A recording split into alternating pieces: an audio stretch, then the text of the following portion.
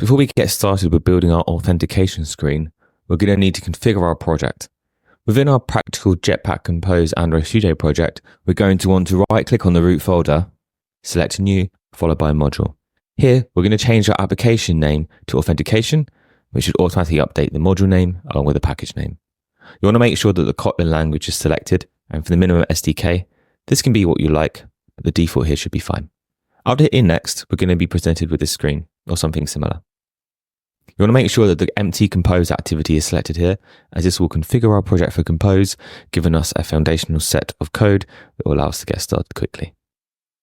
After hitting Next, you're going to want to change this activity name to Authentication Activity and ensure that the Launcher Activity box is selected. This saves us manually configuring this to be launched when our application is run.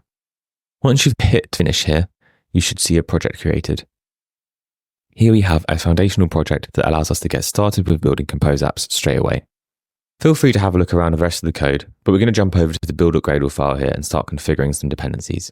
You can see here that some dependencies have already been added to the project, but we're actually going to switch out these for ones that we need specific for the authentication app. Here we have some foundational Android X packages and the material library. We won't go too much into these as we want to focus on the Compose specific ones here. These aren't too different from the other ones that we've added in the settings app.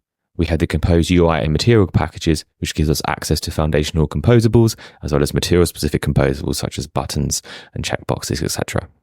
We also have some utility packages as well. We have the preview package that gives us access to composable previews to save us running our app every time we make changes to composables. We also have the view model compose and the activity compose dependencies. These allow us to both use view models within our composables, as well as give us access to a strict back component activity that allows us to run our apps in without needing to extend from app compact activities.